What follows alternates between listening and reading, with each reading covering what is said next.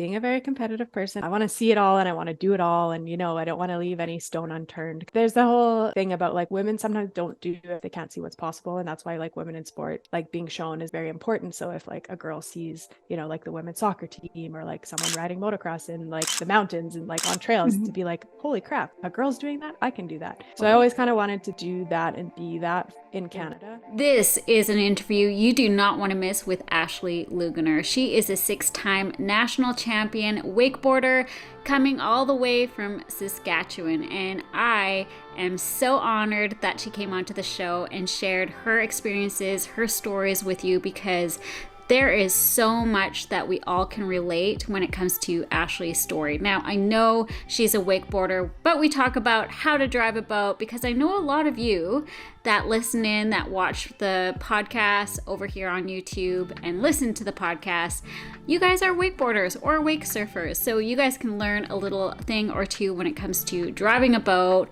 how to drive a boat, and also listen in on Ashley's journey as she comes out of retirement and competes again in wakeboarding. This is a special interview for me because Ashley and I grew up together. I have watched her journey as a little one, a young buck back in the day. So buckle up, let's dive into the show.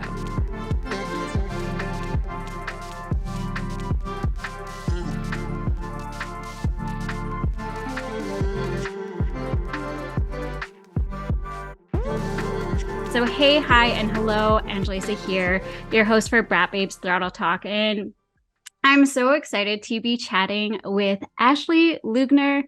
This is going to be a different chat outside of our dirt bikes and snowmobiles. However, I think Ashley is such a talented athlete who has overcome so many obstacles, which we'll dive into right away. And Ashley Leugner is a 6-time national champion wakeboarder and was one of the top wakeboarders in the world, coming all the way from small town Saskatchewan. So yes, we grew up together. If you guys have been listening to the podcast, I am from Saskatchewan, small town. And Ashley and I actually did lots of sports together, especially snowboarding. And I'm just so inspired by you, Ashley, and honestly and secretly thought you were the coolest girl around. So I just appreciate you doing this podcast with me, and I'm just excited to dive right in. So Ashley, tell us a little bit about yourself and how you got into wakeboarding. Okay, well, first off, Ange, you are the coolest girl around now. So that makes me feel pretty good that you used to think I was super cool. So I'm originally from Fort Qu'Appelle, Saskatchewan, and I'm actually in Fort Qu'Appelle, Saskatchewan right now. For those of you who don't know about where Ange and I grew up, there's a chain of 4 lakes. So that made water sports very easy for us. I know Ange didn't get as into wakeboarding as I did, but we both enjoyed being on a board, and snowboarding brought us together, even though I think we first met at some high school sports, maybe soccer or something like that. So, and always highly competitive. Yes. Yeah. Yeah. Cool. So tell us, because yes, we grew up like on boards, whether it was wakeboarding, snowboarding, but when did you get into wakeboarding? It starts a little bit before wakeboarding. So I grew up on a lake. My family was really into water sports. So I started trying to water ski when I was 4 years old. It took me until I was 6 to get up on water skis. There were Snoopy skis and they were tied together. And I was so resilient, and like my brother got up on skis, my mom skied, my dad skied. And so like I had to ski. It was just something I had to do. And we're always doing water sports and on the boat. And it was kind of something our family, like extended family, aunts and uncles and everyone did together. And then so I skied for a very long time, never competitively, just for fun with family, started dropping a ski, slaloming. And then a family vacation, I think we were 14, we went out to BC. And we rented a boat one day, and we also happened to rent a wakeboard. And I got up on that wakeboard my very first try. So like in my head, after 2 years of trying to figure out how to get up on 2 skis, getting up on a wakeboard my first try, I was like, this is what I meant to do. Like wakeboarding's easy to me. And so I got up left foot forward, I got up right foot forward. I was like, oh yeah, this is awesome.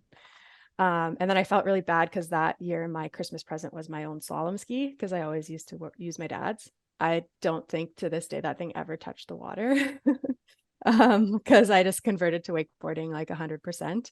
Now I still go back to my roots a little bit in water ski, but so the first time I got up was 14, and then so 15 was kind of when, my brother and I shared a wakeboard, and that was what we would do in the summers behind the boat instead of ski and tube.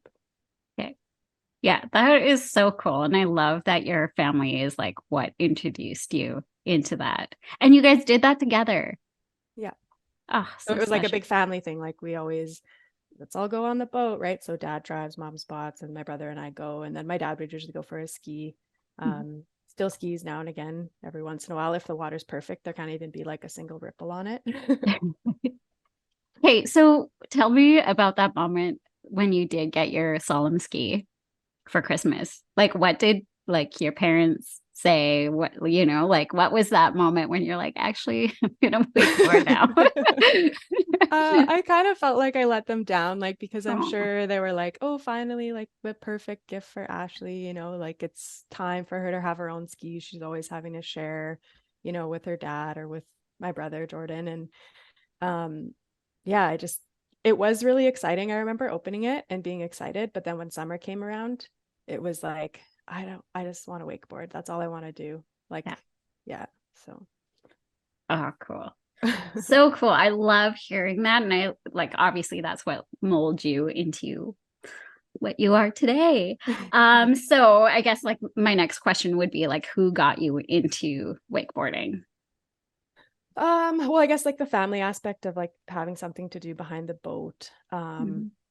and things like that. And then having an older brother, right? You always try to keep up with him, or if you have that competitive spirit, right? You always want to try to stay on par with him. We're only 2 years apart, so it wasn't like we were that far apart. Yeah. Um, and then I don't know exactly how it came about, but there was like a contest at Regina Beach. And I went to it, and there was like this whole community of like super cool people that were like so welcoming and so excited that there was like a girl that was like really into it and would like try it. And so after that event, it was like I made all these connections, and one of them was Dale Pointer, the godfather, we call him here in Saskatchewan, of board sports and wakeboarding. Unfortunately, he did pass away last year. Mhm. But he kind of reached out to me, and he was like, like there's like Water Ski Wakeboard Saskatchewan, there's this association. We have like a provincial team, and I think that you would be like a great asset to that team. And like this was all just super new to me. Like meeting all the people was enough, and then having someone have this suggestion of me like applying to be for the provincial team was huge to me.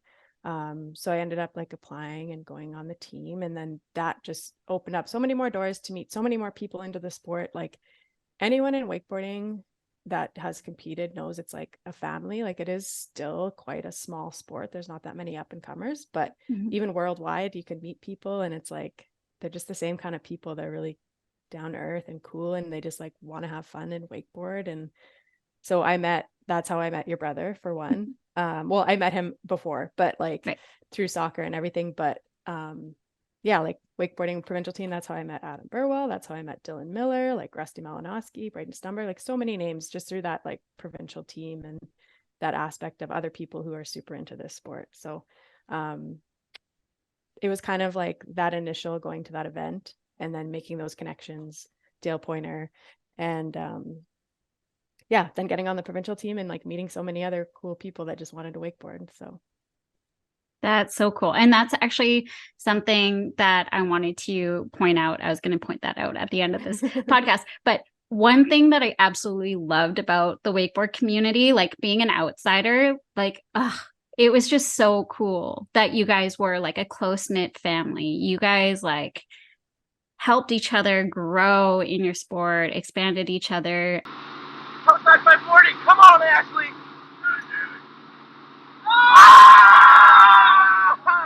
I think that's like when I look back at my childhood, like that's what I wanted, growing up, like for snowboarding, like I wanted that close knit, like family, the crew, the group. And then like how you guys would travel together, you did all these circuits everywhere. And it sounded like Dale Pointer really did like bring you in for that. yeah, definitely. He kind of brought everyone together, and he's so interesting because he sprinkled it another, like he's like has like this windsurfing crew and this like old car crew, and like he has all these groups of separate people that are very distinct that he kind of like touched and brought together, which Oh, I is so love neat. that. That's so cool. Oh, really cool. So even though, going back to, family like style community for wakeboarding, lots of people think of wakeboarding like a solo individual sport. Not a lot of people realize that there is really a team behind you. So can we talk about what makes the dream team for a successful circuit of training and riding? Yeah, just surrounding yourself with people who have the same goals is, I think, is really important.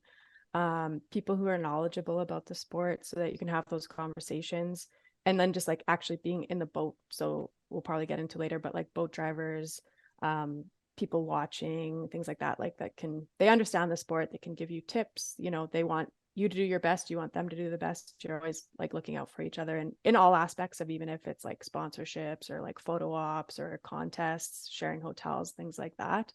um I was part of a group for Wake Canada that studied like women in sport. And one of the biggest things for women in sport is the social aspect. Whereas for men, it's competition. And as a competitive person, I can appreciate the competition piece. But if I didn't have other people around doing the sport, like I don't know if I would have stuck with it as long as I did, right? Like it is that social aspect and those friendships that you create and you build and you have like basically forever. Like Ange and I, we don't stay in touch as much as we could, but all those things like snowboard trips and things like that we did like have bonded us forever. So we can always reach out and just like pick up and talk about stuff going on in our lives. So it's definitely a team sport. I do have to say, like, currently trying to train and get back into it. So my dad drives the boat, my mom's the spotter.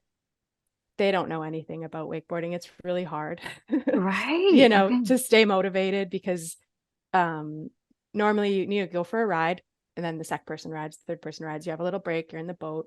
Now it's like I go for a ride, I want to ride a couple times, so I sit in the boat, I hang out with my parents, and like if that was any other situation, there would be like, oh, maybe you should try to like grab this, or maybe you should try this trick and we could do it this way. Or you still kind of stay in that wakeboard mindset, but like then we're like, well, what are we going to have for supper? Like, what do we have? And like, so it just like it just flips the whole mood, right? And then if you're even having a down day, like you fall a couple times and you want to be done, Mhm. you don't have that person in the boat to be like, well, why don't you just go out and try a couple of grabs and just like be on your board and like have fun. So it's really hard being basically by yourself, even though my family's there and they're great, but it's just having those people who have been there and know what you need or can give advice kind of thing.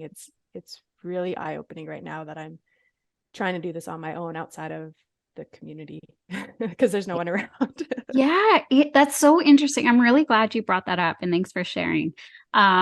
Because I do agree, when you surround yourself with like other competitors, but they're your friends, right? It's like friendly competition, but you're like willing, like you're feeding each other, and it's like, you take your break, you watch, the person do their set, do their thing behind the boat.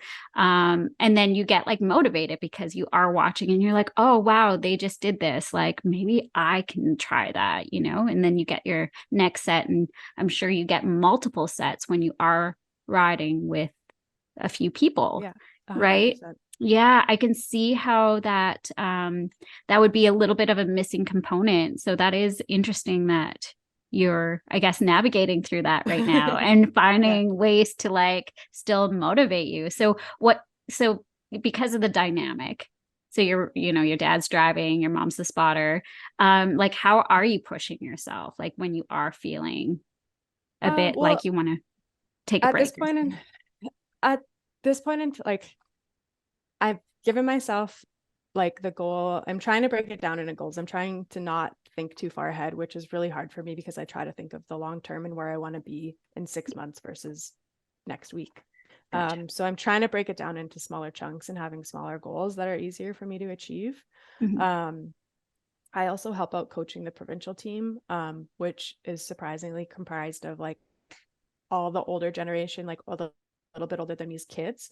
So I do have some people around Yeah, yeah. once a month or whatever when I go do those camps, and I'll ride, like the kids like to watch me ride, and one of the dads will be in the boat and give me some tips, or like I'll even text other people that I have to be like, hey, I'm trying to do this trick. Like, do you have any tips for me or whatever? And I can always send people video footage and they'll give me feedback. One thing Awesome. too, speaking of the video footage, is I get my mom to film.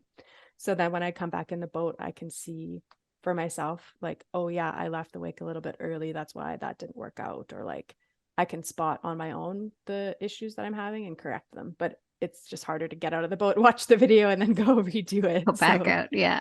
um Sorry to interrupt, but for those that are listening or watching, I am big on filming yourself. So take that advice, like get somebody to film, or if you want to film yourself, but like that instant feedback of how you can correct yourself is huge. So I love that you just pointed that out. yeah, definitely film is very effective. Yes. Yeah. Awesome. Sorry to interrupt you. No, all good. So are you working with a coach right now? No. Okay. I wish. Yeah. I've kind of like, it's funny, it's like full circle. So I share the provincial team coaching with another guy who I actually taught to get up on a wakeboard. He excelled his career. He went to Alberta or BC and was coaching a little bit there, and then had an injury. He doesn't even wakeboard anymore, but he has that know-how. And he's just on Pasqua Lake, but we just haven't synced up schedules. But at the same time, I mentioned Braden Stumberg earlier. His son's on the provincial team, so he'll be in the boat sometimes when I ride, and I'm like, hey, I want to do this. Hey, give me tips or whatever. And we're trying to arrange a time like later this year, or later, like soon probably, to get together and just like ride together, because he's kind of started riding again now that his son's into it. Cool. So that's fun. Just the nostalgia of being together and having someone that you trust and that will give you good advice. 100%. Oh, that's so cool. Very cool. Okay, well, let's talk about well, again, you were talking about your dad, the driver. But can you tell us sorry, Billy's banging at the door. I think she's good. Okay. Can you tell us what it takes to be a good boat captain and driver? Well, being attentive is one thing. Like, sometimes you'll hear about, or you'll see people, like trying to change music on their phone, or like texting or doing something, but like paying attention to your rider is really important. We joked about this a little bit earlier, Ange, like driving straight. That's really important. My dad sometimes likes to drive it like a slight curve with the shoreline, which like throws the wake off. And Right. like, so if the shoreline's changing, it's just like do an abrupt turn and then keep driving straight. So driving straight is really important. Making sure the wake is equal. So some people don't know that, you get in a boat, the kids or someone's bouncing around. I've been in a boat too with a dog that bounces around, and it like that can throw the wake off, because you need the boat to be evenly weighted, or one side of the wake curls, which you can kind of like catch your edge on, or the wake's just not as firm as it should be. Mhm. So having someone in the boat that knows, okay, like the wake is uneven, it's curling on this side, so we have to put more weight on that side, is really helpful. Hand signals, like understanding hand signals to speed up a little bit, slow down a little bit. And like when I coach, I drive, because I know what my students are trying to learn. And so one of my biggest things is like all these new boats are so fancy and have like GPS cruise and whatever. So there's lots of boat drivers will just like hammer down on the throttle and then take their hand off it and drive with two hands or whatever, be on their phone changing music. And that really bothers me, because if you keep your hand on the throttle and you're paying attention to your rider and you see something off, like they're going to catch an edge, or like they left the wake funny or whatever, like if you just let off the throttle like a little bit before they hit the water, you can make that fall be like a lot more forgiving for them. Maybe save some concussion, save like a caught back edge, or if they are trying to learn a new trick and you see, like, for example, like a spin is a really good example where you have a lot of line tension. If you can let off the throttle just a teens while they're coming down, that line tension might go away and they land the trick. Yeah, you help them out a little bit, but then that gets them the confidence, like, oh yeah, I landed that 540 and I can do it again. So there's lots of stuff that the boat driver can do to help the rider succeed and fail. So it is important to have trust in your boat driver. And one thing on that note that maybe some listeners can be familiar with is sometimes if it's like, I used to be so desperate to wake. I've never had a wake. Well, I guess I've had a wakeboard boat in my life, but once my career progressed to needing bigger, fancier boats, that boat that my parents had just wasn't good enough. So I would jump at any opportunity to ride behind a good boat. And once people found out that I could do flips or whatever, they wanted to drive me. And trying to tell a person, a man, how to drive their boat correctly is one of the hardest things to do. One thing that people may see is like power turns. So like when your rider falls, you like just whip a donut, right? It tosses rollers down the whole lake where you're about to drive your rider through. So you have to stop the boat, do a slow turn to come pick up your rider, kind of thing. And that's really hard to tell someone who owns a boat and thinks they know how to drive it properly, especially as a female. I've avoided telling people, and I've also told people. And usually when you tell people, they're very understanding and they get it. But sometimes you have to tell them a couple times. But it is hard to tell people how to operate their own machinery sometimes. That is such an interesting point, because I've never been in your point of view or in your position of being a wakeboarder. But yeah, like never thought of like line tension for one, and for a driver to be so on it. I forgot. Yeah, it's been years, clearly, like 20 years, I swear, since I drove in a boat. I've told you the story, but I'll tell the listeners. My brother and I, so my brother, Anthony, used to be a wakeboarder as well, would wakeboard with Ashley all the time. And there was a point when we were in high school, we would wake up 5 a.m, because at that time, the lake was like that perfect, flat, glass-like lake. And my brother Anthony would make me drive him. So the amount of times that he would yell at me early in the morning. So all of my neighbors, I'm sure, heard like yelling on the lake. And I just couldn't get that like perfect pass or the perfect wake, and there's just so much that goes into it that not a lot of people know. And clearly I just don't think I was like patient enough, or just didn't really care at that time. Like I was doing him a favor, you know what I mean? Yeah.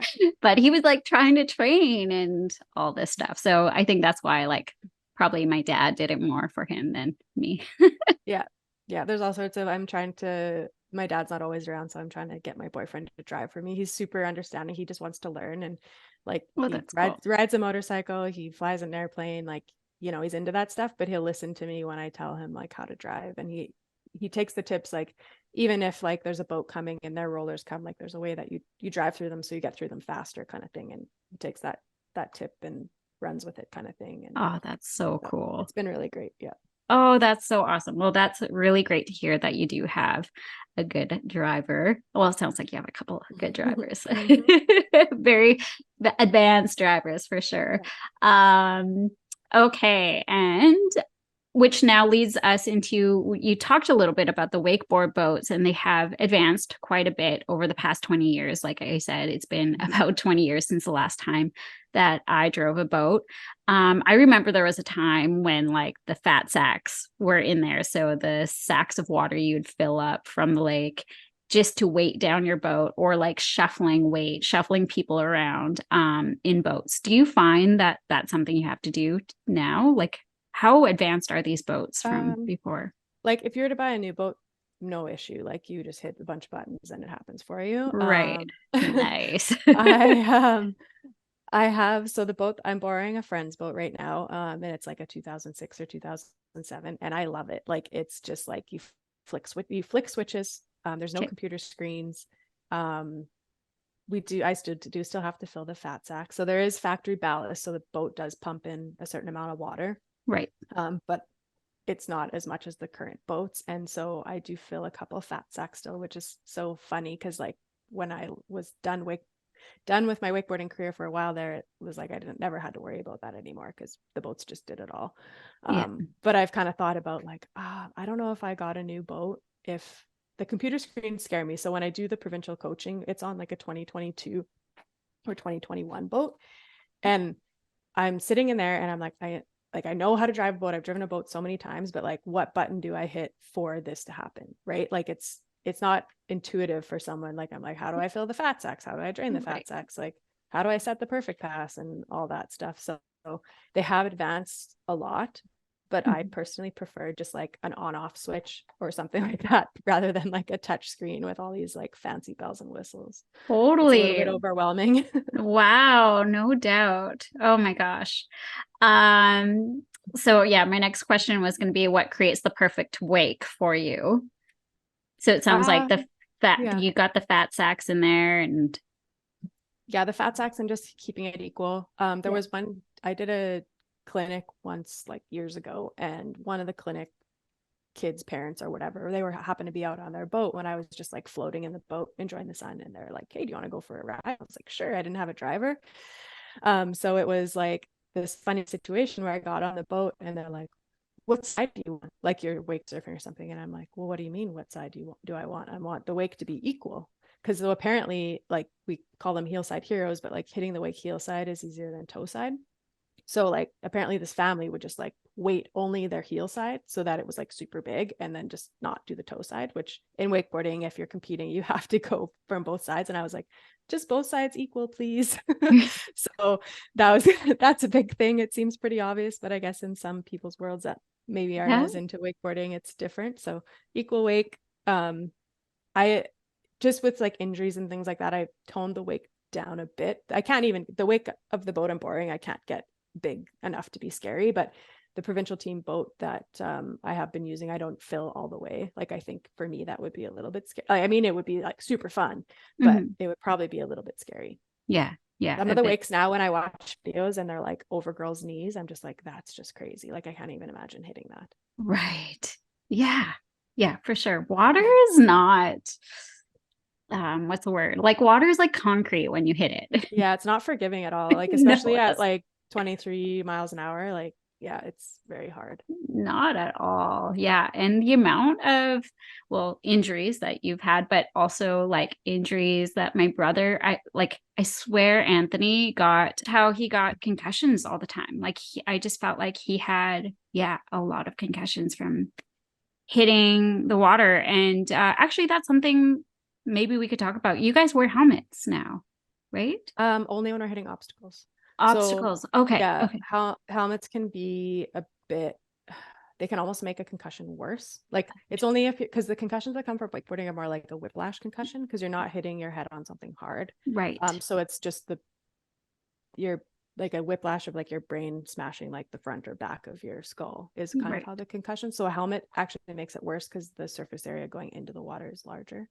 Mm, So I try, unless they're at a cable park or hitting an obstacle or super flexible and have a risk of the board hitting them in the back of the head, I don't tell people to wear helmets. right. Okay. Yeah, no, that's fair. Totally fair. Yeah. Okay, well, let's go back in time and tell us Yeah. a bit about your wakeboard journey and some of the wins and your favorite moments. Okay. So I think the first time I went to, so Florida is like the wakeboard mecca for everybody. The first time I went was 2006. I went to a wakeboard camp called O-Town. Your brother Right. Anthony was there and I Yeah. think worked there for a little bit. Yeah. Yeah. So I went there for like 2 or 3 weeks. It was just another one of those things. I met all these new people that were super into wakeboarding and like a family, and it was just a really great time. Like there was a couple of Canadians down there coaching, so I got to be with them, and they were like the owners of the camp before I was leaving were like, hey, like the pro tour qualifying event is like next week, like do you want to stay here for another week and go like free of charge, pay for your boat gas or whatever? And I was like, figured it out, like your brother could drive me home because he was planning to drive home after that. I didn't have to catch my flight home, so I was like, yeah, I'll do that. It was in Georgia, so we drove to Georgia and we went to the event. And at that point in time, there was like a ton of women riders. Like you actually had to qualify. There was like 14 riders or something, and they only took the top 16. Crazy. I rode and I qualified. I made the top 16. I was so excited. So then it was like I was home and I was like, I'm training because I'm in the like pro women's event or whatever. But at that time it was super sad. There was only two pro women's event. One was the qualifying one, and then there was another one. Right. Right. Like a week after I got home, because I was so focused on learning new tricks and doing all this stuff, I broke my foot. And I was actually done for the season. Like I couldn't wakeboard at all. So that was kind of a downer, but super motivated for 2007. So then at that point in time, I started spending a ton of time in the States, especially in the winter months, because the season would typically start in like April. Now it starts more in March, but need that time on the water. And yeah, just like continued to meet so many good friends. And I'd come back to Canada every year for summer. I think I won my first nationals in 2008. And I actually think that was here in Regina. Okay. Yeah. And then so kind of went on a road. My goal was always to win like 3 in a row. And so I had 1, 2, and then I think I went to a Worlds that was a conflicting time frame. And I actually got second at the Worlds, which I mean, I'll take second at Worlds over first at nationals any day. Yeah, that's massive. Yeah. So, and in that time period of like being in Florida and wakeboarding, like I met people that I looked up to and I started riding with them and being part of their crew and like hanging out with them. And like, it was just like a dream come true. Like all those people are like lifelong friends now, right? Like they're all living in different parts of the world. There's only a few that are still competing, and like what an inspiration to be like, just the level of riding that was so insane to see people still riding that I used to ride with at that level. So yeah, second at Worlds was amazing. It was in Korea. And they had instant timing or instant scoring, sorry. So I think I was second off the dock and there was 5 or 6 riders. And so I got my score was there, and then like the next rider goes and then their score goes. And so you see how it falls. So there was like a period in time where I was first for a while. And it was just like, oh my God. And there was like 2 riders left. Yeah. And then the 2 last riders ended up it was an American that got first. And then I think China got third. So that was like a really cool experience for me. And I think the biggest, like the most favorite part is the people and then traveling with those people. So like I got to travel the world. I spent lots of time in Asia, Australia, New Zealand, Mexico, all over the US. Like I got to see a lot of the world with a bunch of people that I'm really close with doing what I love. And so that's kind of like my most favorite part of like the whole experience for me. And then I guess another favorite moment too was 2015 was probably the best year of my career. I made finals at almost every event I went to. The craziest was Australia World Cup. I hadn't ridden. It was February. I did a lot of visualization work. It's all muscle memory. So I went to the event, did my practice run, rode in the event. I didn't make it through the first round, but then they have this last chance qualifier round, and I ended up making it through that round. So I made it to finals after not being on the water for 6 months at my first event. And that was, to me, crazy. Yeah, so every other event after that, I made finals. I went to an event in China. I got third at a World Cup event. So that was pretty special for me. And there wasn't a lot of finals previous to or a lot of contests previous to that I made finals, and finals is usually top 4 or top 6. So that was a really great year for me. And then I was on top of the world. And in 2016, the first competition of the year, I blew my knee. So it all ended right there very abruptly. Right. Oh, you're like on such a good streak there. Oh my gosh, that is like, so yeah, back to 2015. Like you said, you were traveling the world, you were like on the podiums and you were doing your thing. And I love hearing like the visualization. Like you honestly were, like I said, one of the biggest inspirations for me, because I knew how much work you put into your sports, like in your sports, like wakeboarding, but also outside of wakeboarding. And I love hearing about the visualization part. That is so cool. Yeah, it plays a huge role. It's crazy. Like even watching videos of other people doing it or yourself, and just like visualization to the point of like even feelings and emotions, and like I don't know, it's just really putting yourself in that moment behind the boat. Yeah. So yeah, so cool. Okay, so we just left off the juicy part. Okay, 2016, tell me about it. 2016 was not a very fun year for Ashley Leugner, that's for sure. But so yeah, coming off like the high of 2015, getting super jazzed to start the 2016 season, I went down to Florida like a week to train. And it was like I got on my board and I just rode and didn't fall and landed everything. And it was just like, man, it's all coming together. Like everything's clicking. And even like other riders were commenting like, man, Ashley just came down from Canada. She hasn't ridden since like October, and it's like she never left like the water. Right. So then I went down, I think I had a week back in Canada, and then I went down again to ride in the first contest of the year, which is Wake Games, or was Wake Games at the time. I think there's a new event now, but went down, rode qualifying, and then between qualifying and the actual competition, there's a day off. My girlfriend that I used to live with in Florida got a new boat, and we're like, yeah, let's go riding, whatever. And it was a weird morning. Like I was staying with Dylan Miller. I don't think he was home. Someone came to fix his fridge and like kind of woke me up earlier than I had wanted to. I was still a little bit jet lagged, I think, even though it's like just a small time difference, but it just was weird. Like, I don't know. Part of me didn't really want to go ride, but I was like, man, it's a great opportunity to hang out with my friend and like check out her new boat, and it'll be super fun. Mm-hmm. And so I ended up being late, and the boat was actually pulling away from the dock when I got there. And then I called them back and they came and picked me up. I can't remember if I rode first or not, but I was like, it was like one of those big scary wakes, but super fun for me at the time. And I was just warming up, and I like edged into the wake super hard. I was going to do a big indie tantrum. So just like a backflip, like with an indie grab. I edged in super hard, like probably way harder than I ever had before. I don't know. I was just like on a high.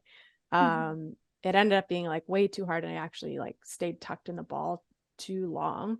And the heel edge of my board caught the water, and actually like the force of my body and my butt and everything continuing the flip like forced my leg to go like forward over my knee.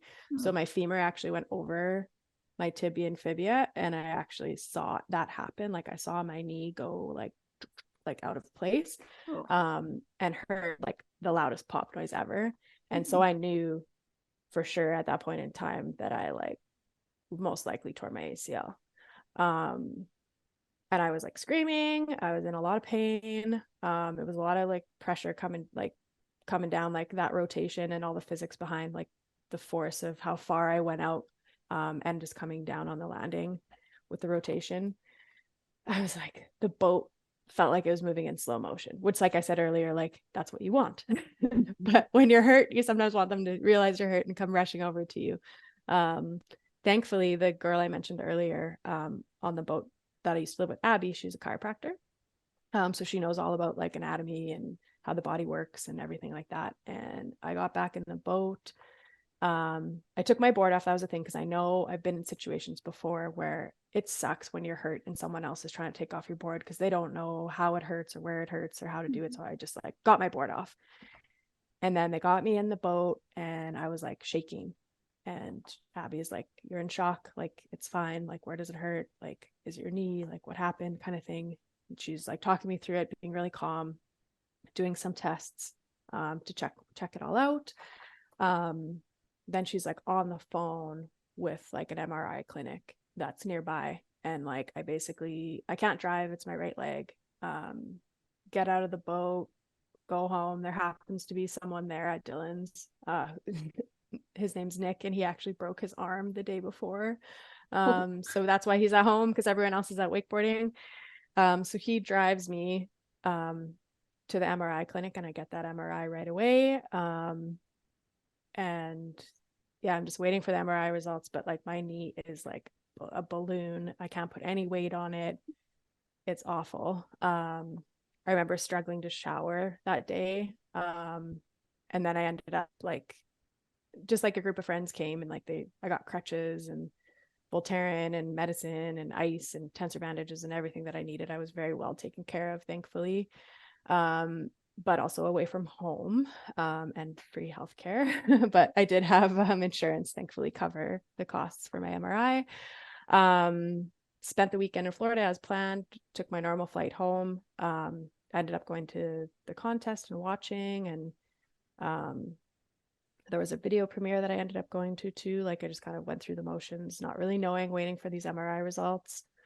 And I ended up flying home through Minneapolis. I also tried to get my seat changed so that I could sit in the aisle, so I could at least have my leg out, because I knew it would be crappy to be so bent up for that long period of time, but they couldn't do that. And they moved me a little bit closer to the front of the plane, I think, but like I couldn't walk. And then sillily enough, I was like, oh, this person's going to want their crutches back. So I gave up my crutches. So I couldn't walk and I didn't have crutches. They were wheeling me around in a wheelchair, but like you have to walk through the airplane. So that was awful, but I figured it out. And then I was in the Minneapolis airport on my layover, being wheeled around by this like elderly lady to my next gate. And my phone rang and it was Abby. And she's like, I got your test results back from your MRI and you've torn your ACL. And at that moment in time, I just started squirting tears in the elevator because I knew that like my whole season, my 2015 season into my 2016 season, like coming on off that high was like done. And so it was really hard. But I don't know. I was like on it. Like I had like my parents were there. It's like, come to the airport, give me crutches. I was on the phone with my trainer telling him what happened. I had the MRI results. I sent them to him. He had me booked into an appointment with a surgeon for a consultation, like right when I got home. So I had this team of people behind me that came together to try to make it be the best situation that it could be. I've had other friends who've gone through this. So there's like a support group of it. Which is another thing that's like important to have, right? So I had, when I had my surgery, there was a couple other girls who had surgery right around the same time, and we all kept in touch over everything. I began to notice though, like that the surgery when I had to repair my ACL wasn't my first surgery. They tried to do a surgery and there was some issues and they couldn't. It still needed to do more healing because there was lots of tissue damage and other things going on. And then when I actually ended up having the ACL repair, there was other girls who had it. So we just kind of kept in touch, and it was like everyone was advancing way faster than I was. And yeah, I was a bit older at the time. I was 30 when it happened, and these girls were like early 20s, right? So we all know how that works. Yeah. But it was just something was off, and it was an atypical situation where just like every injury is different, every journey is different, and I had to continue to tell myself that. And it was frustrating because it got to the point where like my 2017 season is now done. Like I can't, so there was a couple surgeries that occurred more to make things better. My knee just continued to fill with scar tissue, which was kind of the issue. So I couldn't get that mobility back. I couldn't get the mobility back to be able to do the physio exercises to get the strength back in my leg. And that just continued to be an issue. And so the final resolve, and I did all these gross things where like I had needles in my knee to like try to freeze it so they could like force it and get the scar tissue. Remember that? I remember, because so how many surgeries in total did you have? It was 4 on that knee for that injury. Yeah, I remember you were doing all of the things. You were getting like, weren't you getting some type of injection too, like a glucosamine or something? I did. That was after, Okay. After everything was resolved. So I had a freezing needle put in my knee for the surgeon to try to force it. And that was awful. Like, I don't know if anyone listening has had needles in the knee, but it's gross because there's not a lot of space in the knee. So you can kind of feel where it goes and it's just icky. And then they gave me these braces that like would slowly like kind of put pressure on my leg to like hopefully bend it. And then I was also doing physio every day, and every second day of hell, they would like have them physically force it to the point where my body would go in shock and I would get back to that shaking phase. Like it was insane. And then we got to a point in November where I was like, nothing we're doing is working the way that I wanted to. Is there like a faster, better solution? Because like, I don't want to miss another season. So December, we booked manipulation under anesthesia. So basically they put me out and they forced my knee to bend. But with all of this, like what they had discovered about everything happening after they were in my knee so many times, the plan was like after that manipulation under anesthesia, and I talked to the surgeon after, and he's like, yeah, we just put you out. And he said he just pushed my leg up and it was just like this loud crunch. And it was like all the scar tissue breaking. So the plan was like to not stop my knee moving for like 72 hours. So the scar tissue didn't have a chance to rebuild and like seize my knee up. Okay. So like I got a machine from the hospital. So when I slept, my knee was like moving as I slept. And then every time I was awake, I was either on a bike or doing exercises to like bend and straighten my leg for like at the hospital, like right after I was discharged from the surgery center. God, they have that all there. And I went to my trainer's physio clinic. Gotcha. For 2 days and did that, and then went home with my machine, and then I slept with that machine on like every night for probably a week. Wow. That kept, I'd be sleeping and my leg would be like like moving up and down. No way. How was that to sleep with? Oh, well, I had some painkillers, so it wasn't Okay. that hard. Okay. It was definitely, you wake up and you're like, okay, this is happening. My leg is So still like, moving.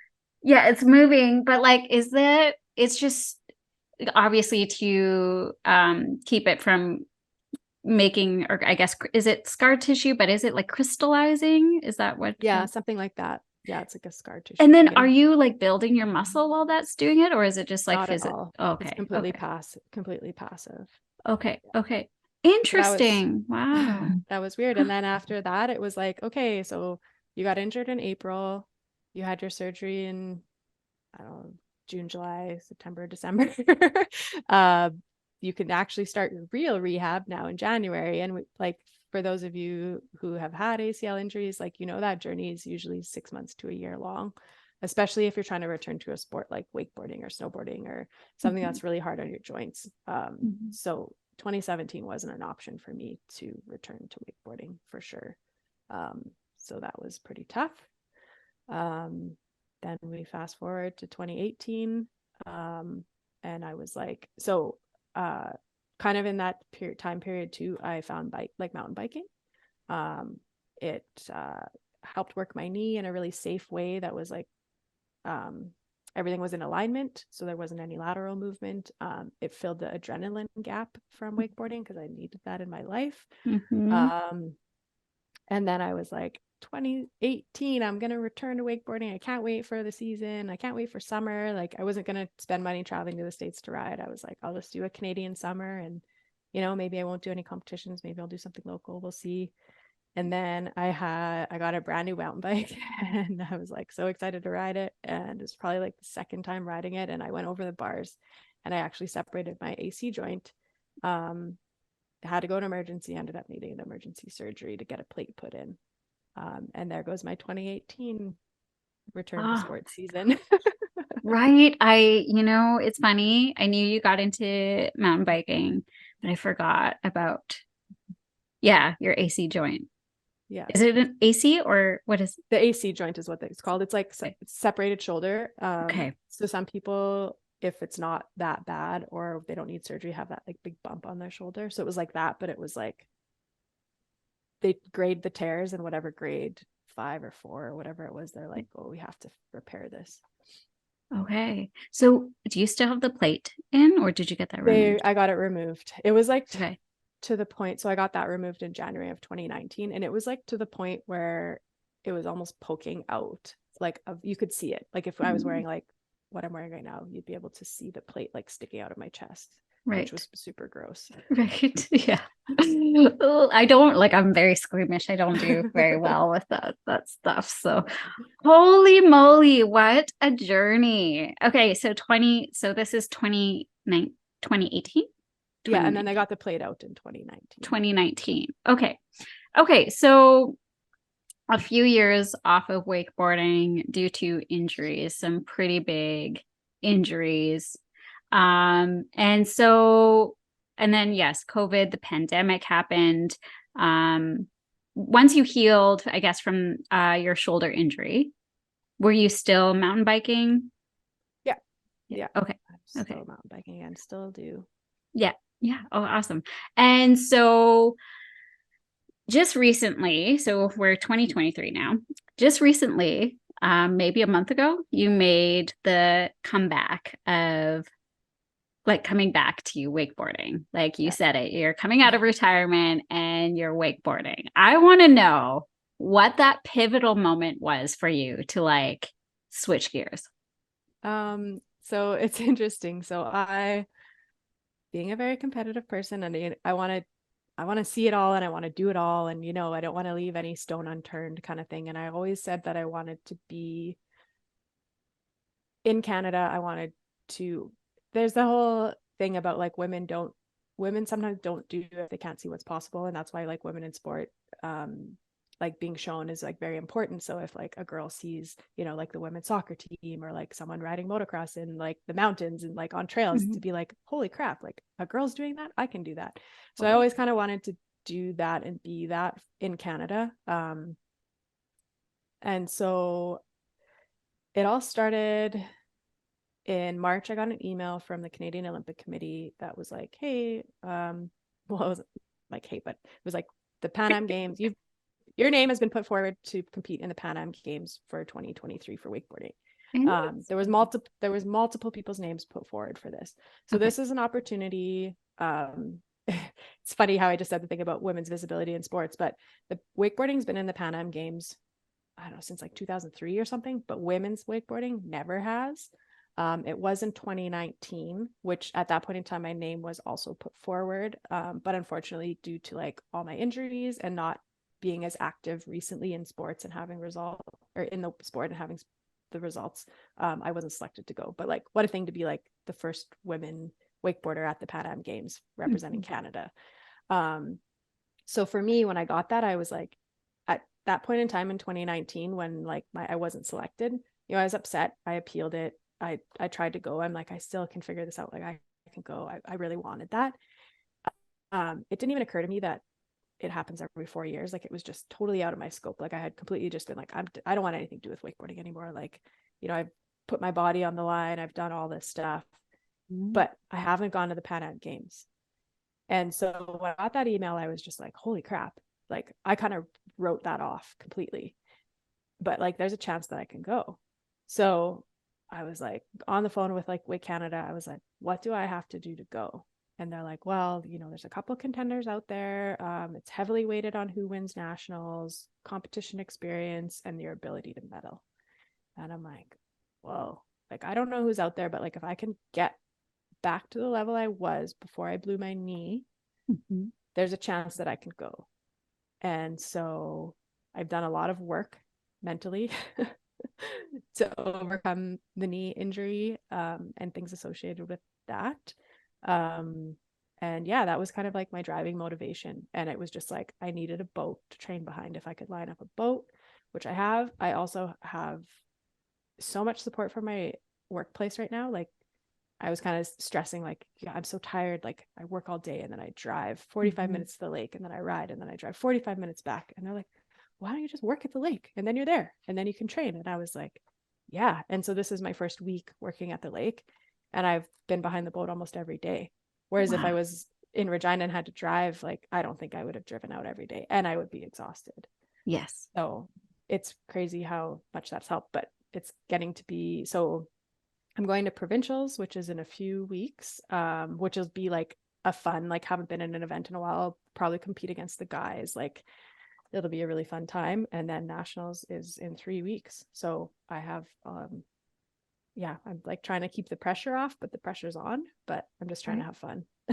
Oh my gosh. Well, I am like, okay, one, like I can't express this enough. I'm so excited that you are back. Like I remember talking to you, this was a couple years ago when you were feeling disconnected from the sport and you did like overcome and were battling lots of injuries. And I'm sure that was like very hard to navigate and you've pushed through. And this is something that I adore about you is how you are so driven. It doesn't matter what like obstacles you do face, like you're so driven.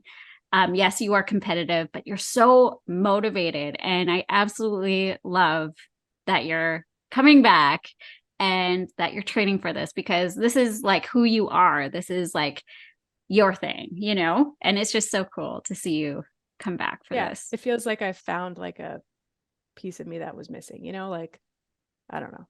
So it feels pretty cool to just have this in my life again. Yeah, 100%. I think that a lot of us can, like when we do feel disconnected from our sports, you know, like there is a part of us that feels a little bit lost, you know, and I'm not sure if that's how you felt. It's something I've experienced. And not that, you know, sports are everything, but sports are definitely something. And you and I are very much alike. And we are very like adrenaline driven. And when you find that passion, like you go all in because it's like what makes you feel alive. 100%. Yeah. And it's hard to replace if you lose it. So like I do know now, like I can fall back on mountain biking. I know that's there for me if need be. But I haven't been mountain biking much this year because my focus has been elsewhere. Yeah. And I'm also like just kind of like whatever, if I don't qualify and if I don't get the spot, you know what, that's fine. Like I tried. Or if I get the spot and something doesn't feel right and I just don't want to get on the plane, like it's fine. I'm just like in that mental space now where like trying to be in that mental space because I know there's a piece of me right now who's already like, I'm going to the Pan Am Games. What are those girls doing right now? Like, I'm going to learn new tricks, but I'm also like, I don't have to learn new tricks. Like, just going to the Pan Am Games itself is like an esteem that only few in the world get to experience. 100%. So that's, I kind of have to like have these internal dialogues all the time with like this part of my brain that's just like, you're going to go out and you're going to learn all these tricks and like, you should like stop working from now till the Pan Am Games and train full time and go to Florida and do all this stuff. And I'm just like, no, I'll just manage it with my life and what comes and I'll work as hard as I can. And yeah. Absolutely. Oh, I love it. I absolutely love it. Well, again, I'm cheering you on from afar and I absolutely I'm just so excited for you and just love seeing you. I feel like since you've posted, it's just like, oh, we're seeing more of you again. And that we did see you like mountain biking, but again, it's like Ashley wakeboarding. That's who you are. And it's just so cool. So cool to see.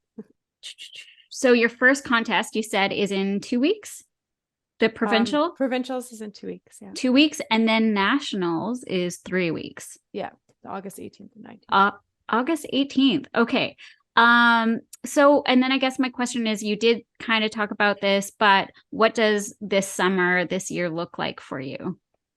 It's like back heavily wakeboarding. Like it's, my birthday is this weekend and normally we do like a really fun friends camping trip. And it was so hard for me to do, but I canceled it. I was like, hey, like that's 4 days of potentially being on the water that I might miss. Like I'm really trying to get on the water as much as I can because I know as much as what happens, sometimes you look back and you're like, man, if, you know, you don't want to be hard on yourself, but like, if you don't take every opportunity that you get, sometimes you can kind of be hard on yourself if you're not successful in reaching your goals. So that is the biggest focus for me, is basically being out at the lake and being on the water as much as I can. Just because the timeline's so tight, like we have 3 weeks left here. Totally. Yeah. And how are you feeling like with all your training? This week so I was getting real stressed and real nervous and I was tired and everything. And this week being out at the lake and having that accessibility, I feel like way better, so much better. And there was actually like last time I went and coached the provincial team behind the new fancy boat, I went out and did a demo for the kids, I rode for the kids, and like I landed everything and it was awesome.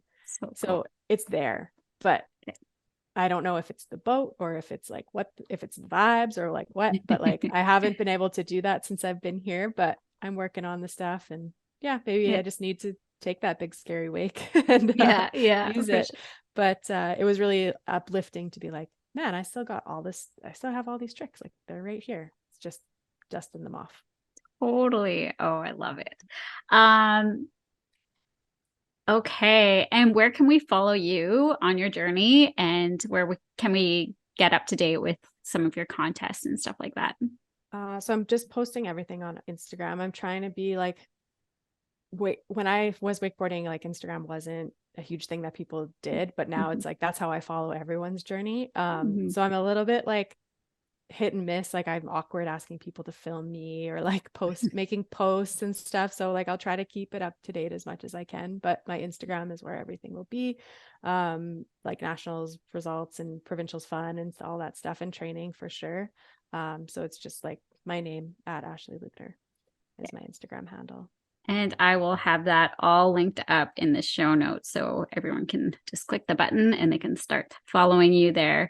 Well, thank you so much, Ashley, for joining me on today's episode. Like, honestly, just getting to know your story a little bit more, even though I've watched you through it all, just getting to chat with you a little bit more and just getting a little bit more insight in some of the things that were actually going on. Like, Oh, you're a true inspiration, and I've looked up to you since like I met you. So thank you for always inspiring and for the drive, because if it wasn't for you, honest to goodness, I don't think I would have been the woman that I am today. Because seeing you when we were younger, and like again with your like close knit friends and the family that you've created within your community, like the wakeboard community, it's just something that I always adored, and I've always wanted that for myself. And so I was like, I need like Ashley, like channel Ashley in my life, and I want you, like I want to ride with you, and like yeah, all the things. So yeah. Oh, thanks so much, Ange. And I feel like you have that, like with the communities and the things that you've created for yourself in BC. It's like super amazing to see and very inspirational. And maybe I'll come one day and I'll be a Braap babe. I don't know. We'll see. I would love to get you like yeah on a dirt bike or a sled. I think it would be so much fun. Yeah. Awesome. Well, thank you so much, and happy early birthday. Thank you. Yeah, August 5th? 4th, so Friday. 4th, Friday. Well, I hope you get to celebrate a little bit and also get lots of training in. Yeah. We did like a pre-set birthday sally this weekend, so that was good. With like Jen and some of the pals. Oh yeah, I did see that. Oh, yeah. That's so fun. Because they're all since I canceled camping, they all are doing like their own little things now. So part of me, I text Jen today. I was like, I'm sad that I won't have my friends, but I don't know. We already kind of did something. So yeah, for sure. And I hate to say it, like I'm a big believer on like doing, taking breaks and all that stuff, but like you said, this opportunity doesn't come often, and so like celebrations can be had at any time, right? So 100%. yeah. Can I like well, you can use some of this if you want, but I just want to get into it in the podcast. Yeah. But I have to tell you about this really neat thing that I did last year with my knee. Yeah, I would love to hear it. Yeah. Yeah. So like I see a counselor. I recommend everyone see a counselor for whatever reason or whatever. And she got trained, and it's called, I always have to think of EDM and then like reverse the letters, but it's called eye movement desensitization reprogramming. Okay. So essentially what it is, like when she was explaining it to me, I was like, this is like the Matrix. Essentially what it is it like transports you back to a time in your life where you experienced a trauma and rewires your brain to how it processes the trauma. So it makes it not be so negative. So you can like talk about it and you can deal with it and you can think about it, and it doesn't like affect you in any way. Cause I was like honestly hanging on to like so much stuff, right? Like, and it just like bled into my life. Like it was even like training, like I couldn't squat. Like I would leave the gym crying because like I couldn't do like a squat, or like if I put the bar on my back, it was like radiating pain through my whole leg. It was just all this stuff. And so she suggested doing it, and I was like, in my head I was like, oh, like I feel like people that she's dealing with are like people who have like been abused or seen really bad things go on and stuff. And she was like, no, she was like, what you experience is a trauma, and we can treat it like a trauma and we can deal with it. So it was like this crazy thing. Like it ended up being 3 sessions. The first session, we worked to build what's called your calm place. So it's like a place you imagine in your head. It can be real, it can be made up.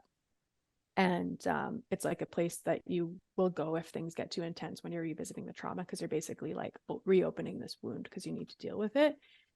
And then you also build this thing called a compartment, where if like any thoughts that don't have anything to do with the trauma, or like what you're going to have for supper later or whatever, you just like put them in the compartment. So you work this 1 hour session or hour and a half or whatever just to like build these things, and it's all a visualization exercise. And then so the second session is when you visit the trauma. And so this whole time you're like holding on to these 2 paddles, and you have your eyes closed and the paddles are vibrating. So like when you're building your calm place, the paddles are vibrating at like a slow pace. So like I assume if someone's in a very crazy trauma that she needs to like bring them back out of because it's too gnarly, she slows down the and she would be able to tell by the vibrations. It's your eye movement. Oh, so, okay. So like the eye movement is like relative to like when you're sleeping and you're dreaming and your eyes are darting back and forth. I see. Okay. Yeah. So so you hold these paddles, and she reads like a script, and there's like visualization, like you envision something that reminds you of the trauma, and she asks you all these questions, and it's all scripted. So she, no matter what your response is, she has to say what's next on the script kind of thing. And meanwhile, you're holding these paddles and your eyes are closed, or you're completely visualizing everything. And it's like, you just go back to that place where this like awful thing happened to you. And like, I was just like gushing, like my nose and my eyes, like everything, like revisiting the whole, everything I said in this podcast with my knee to her, and being very, very vulnerable. And then you leave and you sit with that. You've reopened this thing and it's open, and you have to sit with it for like a week. And her instructions are basically like, you know what, take time off work, order takeout, have a nice bath, self-care super important, don't drink alcohol through this whole week. And like, so yeah, you just reopen this wound that you've kept pushed down for however many years it might be, and then you sit with it. And it was honestly like, there was periods in time where I was like, what did I do? Like, I was so depressed and down and not myself. Like, I was like, what have I done to myself? Like, Totally. I've been depressed before, and I was just like, this is such an awful feeling, and I made this happen. Like, I chose for to feel this way, and I'm crazy and whatever. And then I went to the next session with her a week later and like held the paddles, and she read the script, and we went through everything. Like again, she yeah, like like we did the same thing. we visualized the trauma. We talked about emotions. There was like all these visualization things in the script. The script might be a little bit different. Like, I don't recall exactly what it is, but like, I felt so like all my visualizations were like positive, and like basically reconnected, like, yeah, this bad thing happened to me, but like all the positive things that I talked about on this podcast about like the community and the family and being together and being in the water. And like, so now, like, if I didn't do that in this podcast, I probably would have struggled to talk about my injury. And then it was like, after I did that, it was just like, I don't even know how to describe it. It was insane. It was like witchcraft. And all the issues like at the gym with my knee, doing yoga, like it was like they were gone. Like, it was like this crazy, crazy thing that was like emotionally holding me back, but physically holding me back because of my emotions. Isn't that interesting? I actually heard I read this book, Becoming Supernatural. Have you heard of it? By Dr. Joe Dispenza. Really great read. It talks a lot about like mind connection and visualization, meditation, and basically how you can rewire your brain and like fix yourself. Yeah, And that's like like if you what do, this is, I guess. yeah, it sounds exactly like what that is, and how all that trauma has physically made you not move. Yeah. And so you were like, what she was doing was like, yeah, basically like rewiring your brain so that like all of that stiffness or whatever it was that was like causing you to not move, to not bend, was like releasing. Yeah. And even the So mental, like, of not wanting to like have anything to do with wakeboarding, right? Like, I'm yeah, more open to it now. And like, I don't think if I did that, I would be doing this.